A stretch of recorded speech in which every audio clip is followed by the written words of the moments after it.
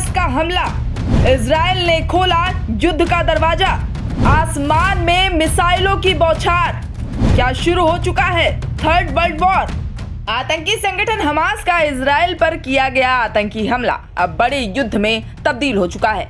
जहां हमास ने इजराइल में घुसकर महिलाओं, बच्चों को मारा, वहीं अब इजराइल ने हमास को मिटाने के लिए फिलिस्तीन पर भीषण आक्रमण कर दिया है। इस युद्ध ने दुनिया को झकझोर कर रख दिया है। अभी तक हजारों जानें दोनों तरफ से जा चुकी हैं। इजराइल पर हमास के अचानक हमले के बाद पीएम नेतन्याहू ने तुरंत युद्ध की घोषणा कर दी थी, जिसके बाद से जमीन और हवा से फिलिस्तीन में बैठे आतंकी संगठनों पर ताबड़तोड़ मिसाइलें दागी गई हैं।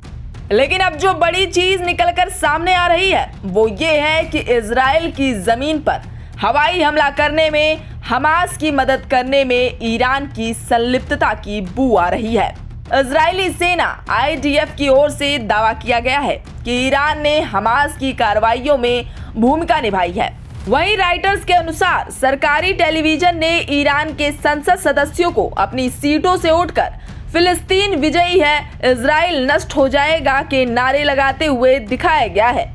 दूसरी तरफ भारत में फिलिस्तीन के दूत अदनान अबू अल हैजा ने ईरान की संलिप्तता के दावों को खारिज कर दिया है। बता दें कि 7 अक्टूबर को शनिवार के दिन सुबह 6:35 पर अचानक फिलिस्तीन के आतंकी संगठन हमास ने इजराइल पर ताबड़तोड़ हमले कर दिए। उस वक्त इजराइल में लोग त्योहार मना रहे थे, तभी आसमान से अचानक अनगिनत मिसाइलें आकर गिरने लगी। जमीन पर आतंकी बंदूक लिए जहां तहां गोलियां बरसा रहे थे। हमले में कई सौ इजरायली मारे गए, वहीं हजारों लोग घायल हुए हैं, जिसके बाद इजराइल ने युद्ध की घोषणा कर दी है और फिलिस्तीन पर हमला कर दिया। इस युद्ध के बाद तरह तरह की प्रतिक्रियाएं सामने आ रही हैं। जहां एक तरफ पश्चिमी देश इजराइल का समर्थन कर रहे हैं, तो दूसरी तरफ ईरान और कतर जैसे अरब देश फिलिस्तीन के साथ खड़े हैं। तो वहीं चीन, मिस्र जैसे कुछ देश ऐसे भी हैं जिन्होंने जंग में न्यूट्रल स्टैंड लिया है।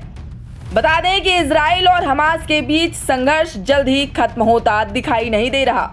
युद्ध चौथे दिन में प्रवेश कर चुका है। इजराइल ने गाजा में हमास आतंकी समूह के प्रमुख ठिकानों पर अपना गुस्सा जारी रखा है।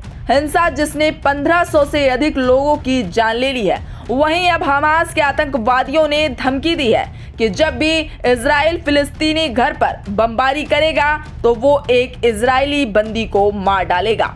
ये कदम इजराइल द्वारा आतंकवादी समूह के खिलाफ जवाबी कार्रवाई के तहत करीब 3 लाख सैनिकों की भारी संख्या में लामबंदी के बाद आया है। फिलहाल इजरायली टीवी चैनलों का दावा है कि इजराइल में मरने वालों की संख्या करीब 900 हो गई है और कम से कम 2600 लोग घायल हुए हैं।